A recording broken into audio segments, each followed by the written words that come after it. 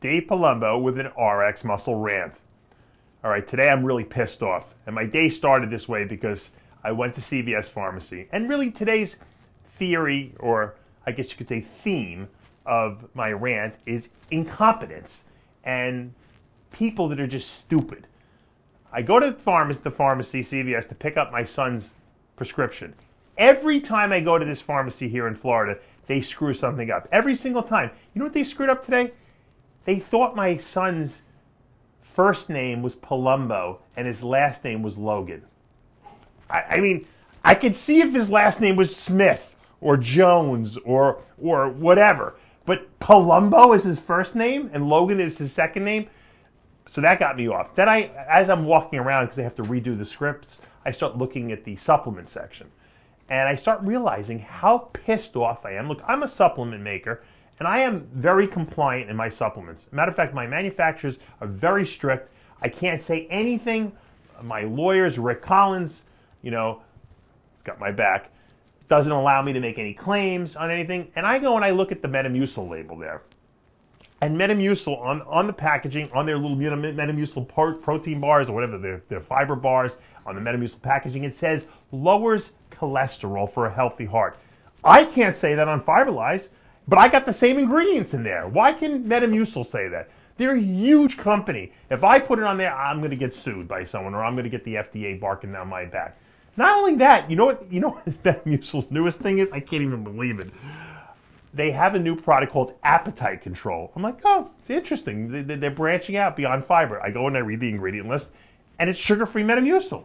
It's just psyllium fiber with like aspartame, or I think they use sucralose and ACE-K. That's it. Just artificial sweetener and psyllium, and they're calling it appetite control now. They're not even calling it they're selling it as a separate product, and people who are fat and overweight are like, oh, this is what I need.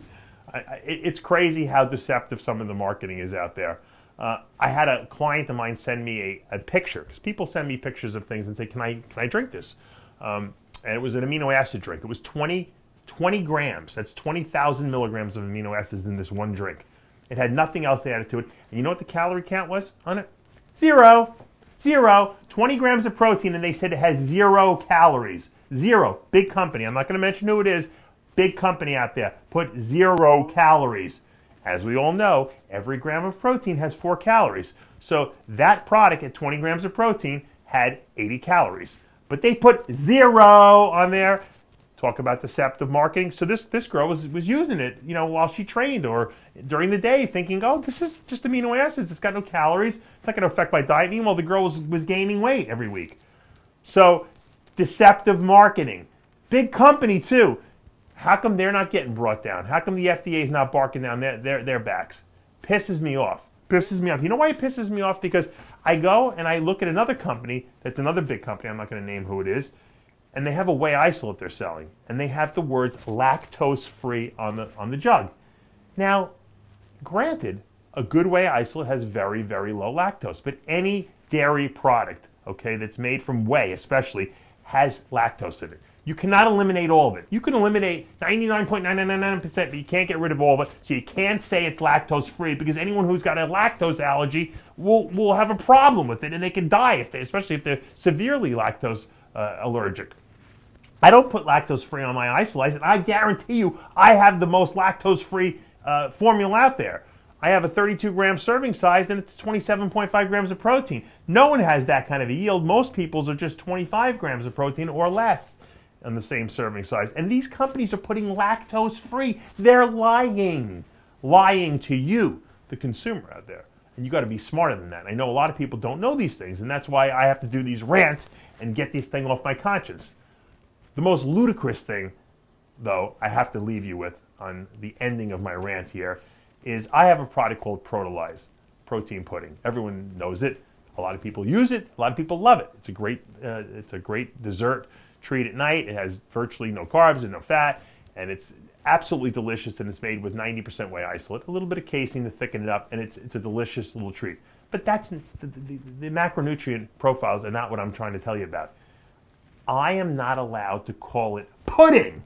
I can't call it pudding anymore because they said the FDA says that's a food. That's a food term. pudding is now a food terminology, and I can't use it on my supplement because that would make it a food under the FDA auspices, and I'd have to go through all this other rigmarole. So I have to change the name of my product to a dessert or whatever I'm going to call it, because pudding, which I never knew, I don't know if any of you guys knew. Did you know that pudding is a food term?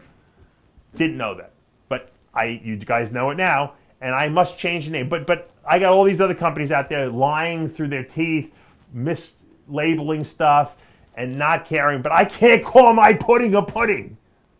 That's why I'm pissed off. Dave Palumbo, rxmuscle.com.